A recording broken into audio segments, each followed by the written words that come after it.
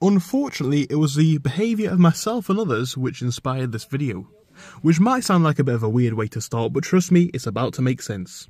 So with the context of the images that I've just shown, or the video that I've just shown, this background behind me, I find myself in quite a nice spot today. Unfortunately, we are in the car. The reason for that is because it's extremely windy. The weather's lovely.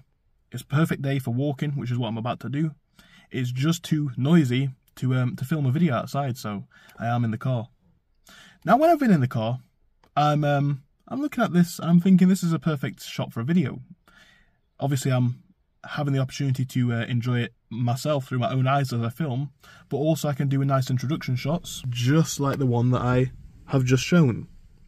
Now, despite being a relatively far out mountain spot in the middle of almost nowhere, due to people bringing their own cars and also walkers, there is a lot of foot traffic in this area, surprisingly. And you know what's funny amongst all of the people? I've seen it for the about half an hour that I've been here, because I've been filming about 3 videos in this time. But I see one thing, right? A good number of people stop and take a selfie or take a picture of it and all that sort of stuff. Is there anything wrong with that? No. And I think by the fact that I'm filming a video right here myself, to an extent I'm even proving the point correct. A friend the other day said, it seems like a dystopian world, one in which where we have computers in our mind. In relation to things like the Elon Musk project, I think it's Neuralink and stuff like that, is something that appears to be coming true. Or could come true in the future at least. And I came with what I thought was a very interesting point, and I think he did too. Computers in the mind, we don't need them. We're already all controlled by computers. Take the example that I just gave. Now me, I actually did set out on this trip either way to film videos. It's kind of part of the business that I'm trying to grow, so it's something that I've got to do. But the point is this. Instead of enjoying a nice day, a good number of people here have stopped to take photos, which is fine, but it shows. It's about proving something to the phone. Wait until a day when you'll find yourself on a train or on a bus or something like that, and you'll find one thing's true for a lot of these occasions as well. In almost all of these occasions, you'll find that a good number of people, maybe even the majority of people, are on their phones constantly for the whole trip. And it's like, with that as a context, we are already controlled by our phones and our devices. And it's something that I think a lot of people like to distinguish the concept of not having a chip in the mind, and that's a lot of people's hell. And there is something a little bit more scary about it, because if you've got a chip in your mind, unlike your phone, you can turn it off. Or you can't turn it off. You can't turn off a chip, you can turn off a phone. But think about the way that we utilize the technology in our hands. For me, I try and use my phone and my computer to make money. I do still scroll some social media platforms, still watch YouTube videos, all that sort of stuff. But what I'm saying is, I think in my life, and I'm not saying it as a brag, obviously, but I think I'm trying to get to a point now where there is a nice medium. And what I mean by that is, yes, you might spend 30 to 50% of the time still scrolling or watching videos or whatever, but a good portion of the time, the other half, is spent doing projects, even if they're not profitable, with the attempt of actually making a bit of money on the phone. So, getting back to the main point of this video, what I'm trying to say is this. The way that we use our devices, phone, computer, tablet, whichever one you like, has an impact on how we live our lives. What you see on these social media platforms, you know, Facebook, Twitter, Instagram, YouTube, is going to influence the way you think and feel about certain things. It's going to potentially even give you a bias about stuff. Most people spend an awful lot of time on the phone. I think another example that I gave, I think this was in a former video. I bet most people have Googled something that they wouldn't tell someone in their social circle, be that in the last year or ever. You're giving away information that you wouldn't share to friends and family. So in a way, the phone already controls you. It becomes addictive, and I think the reason for this is a sense of gratification that comes with it. It is illegitimate gratification in the sense that it's not something that comes from a real sense of having earned something, but it still gives you some gratification. Now, in relation to this topic, because sometimes I go in these rants and I can't get it all back together, I think I've got a lot of ideas that I want to display in like a 10-minute video. I try to keep it around that time slot, and it just sometimes gets a bit messy. But this is what I'm saying, right? The dystopian future is already here in regards to this, because it's everyone's default. I believe it's been a long time since I read the book, so don't quote me exactly. I think it was George Orwell's 1984. I think that was the one that had this example. And there was two fronts of it. Front one is that this concept of, say, the Matrix, where you're all plugged in and all that sort of stuff, is forced upon you. Let's say that's option one. Option two is when you walk into it by choice. Naturally, in a world where everyone's got one, you don't want to be left out. You want to contact your friends easily and quickly. On days that you're bored, you're going to want to see something funny on social media that appeals to your personal preferences. And who knows, there's even now the opportunities to make friends online. I hate to say it, but the internet, in a way, is the it place. And as humans, we're hive animals. We thrive on community. The mobile phone has become part of society. The internet has become part of society. It's presented great opportunities. It's taken some away. That's my view. But my view overall is this. It's something that almost everyone, and I mean almost everyone full stop, young, old, whatever, everyone's on it, everyone's in it. And in the context of the way that I just presented this issue, you either walk into it or it gets pushed upon you. Everyone's always been presenting the idea of, oh, it's going to be something like the lack of choice. You're gonna not have the opportunity to decide whatever you want, but everyone's deciding it anyway. I think people don't really understand. It doesn't take much to influence someone. It doesn't take much to influence a population. And I'm not making this some sort of conspiracy or anything like that. That's not my way of going about things. But what I'm saying is this, right? If it doesn't take much to make... If it doesn't take much to get people on side, you don't need to force people to do it. People will do it anyway. I think that's what we're seeing in today's market in relation to this issue. This dystopian world where we all have to be forced to do this and that, it doesn't need to happen. Once you're hooked on that device in your hands, algorithms can feed you anything, right? And I think anyone with a brain will possibly agree. It's like, don't not think that some of the things that get pushed to you on socials aren't going to impact the way you think. They must do. Obviously, it's just different examples, but like I always say, if you're going to make an educated opinion on something, the best way to do it is go off what you know. As you guys know, if you've been watching the channel for a while, I don't have a job. I'm not rich, I'm still a university student, but this is my car, right? It's not a good car, it's very, very old. But I don't have rich parents, the car was paid for by me.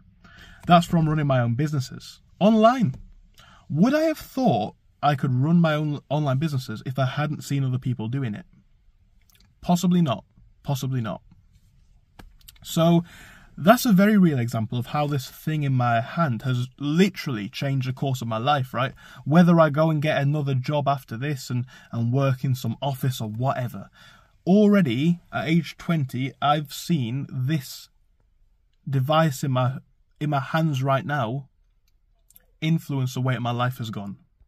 Well, I tell you what, that is quite cool. Boat on the water. I think I just missed it, actually. Sailing on the water. Right, I wondered where the voices were coming from. They've just gone past the window in a boat. Back on point, right? That's a massive influence of how my life has gone. All because of a device in my hands. No one in the real world taught me how to do this. So whether it's good things, bad things, we're influenced by this device. This device, therefore, if it influences us, it must have a factor of control over us. Whilst we seek it out for ourselves, once we're on it, anything can happen, right? Anything can happen. Yes, we search for certain things, so it's not like everything gets displayed to us, but even things like feeds, right? Think about feeds. We're talking content that you didn't necessarily ask for that gets displayed to you anyway. The mobile phone, the smartphone specifically, because there is a distinction. The smartphone is a brilliant piece of technology. I love the smartphone. But with great power comes great responsibility. You have a tool in your hands that I don't even think most people on a day-to-day basis think of how powerful it is. If you've got a decent brand smartphone made in the last 5 years, let's say an iPhone or a Samsung, I have both, but that's a different subject. You have got access to a brilliant camera, a camera better than what a proper camera would have been probably 30, 40 years in the past. 4K video recording, you've got access to the internet, the ability to look anything in human noted history up. You know how amazing that is? That's a brilliant piece of technology. But at the same time, whilst it can be used to literally change your life, enhance your life, you can learn anything that you might have wanted to learn an instrument, learn a money-making skill, learn how to get fashionable, learn how to build muscle in the gym, maybe even make friends, connect with people that you'd have never met in real life, and then see what happens from there. Whilst all that's true, it's also the easiest place to waste all of its potential. Because you can scroll social media all day. And I have no trouble scrolling social media. I do it all the time. I try and make it though, so that my social media is full of information that will help me. New businesses that I can potentially start, new avenues of money making, tactics in the gym that I wouldn't have thought of before, all this sort of stuff. That's what I look for. I'm not saying everyone should follow my lead, right? It's nothing like that. But what I am saying is this. That device in your hands is an absolute piece of magic. It really is. But what comes with that is the ability to misuse it. And I think that's where most people in the world find themselves in regards to everything. There's two types of people out there, right? There's the creators and the consumers. Not everyone wants to be a creator, but if you're a mindless consumer, you're not thinking about what you're consuming and you're just doing consumption, you're going to have the potential to get influenced by things. You're going to have the potential to sit there for hours, do loads and loads and loads and loads of scrolling and web surfing and all that sort of stuff, and by the end of it you're not really going to have achieved anything. You need to think about, I think, what it is that you do with this power in your hands, because it's a great piece of equipment, a brilliant piece of machinery. And I'm not going to say that I dislike it, but like I say, being aware of what you've got in your hands may allow you to better utilize it. What that will look like for you, I don't know. It's not something that I can say. But what I can say is this. Step one to achieving anything with most things in life is having awareness. Having awareness to what it is that you do with this powerful tool is going to create thought as to what you do whilst using it. If you're thinking about what you do whilst you use this powerful tool, you're probably going to spend your time on it more wisely. You do not need to walk into the matrix, but most people choose to. I think, maybe naively, maybe wrongly, is not something that ever is going to get forced upon us, because it doesn't need to. Most people buy think about this for a concept as well. You buy a really expensive phone and then waste your time on it. It's a win-win for business. You pay them to use their product to gather more information. It's a win-win. But it doesn't have to be that way. I invest in good computing technology. I invest in good smartphones. There's a reason for this. For me, it's absolutely nothing to do with showing off or anything like that. I'll tell you what it is. Having good equipment allows me to do my work better. And it allows me to feel more professional in my work. I can do things faster, I can do things easier, all that sort of stuff, right? But that's not why most people buy it. They buy it for the completely wrong reasons, I think. They don't use the power of the computing devices in their hands, and they waste their potential with it. I think what I would do in terms of thinking about this subject, number one, is to be aware of it.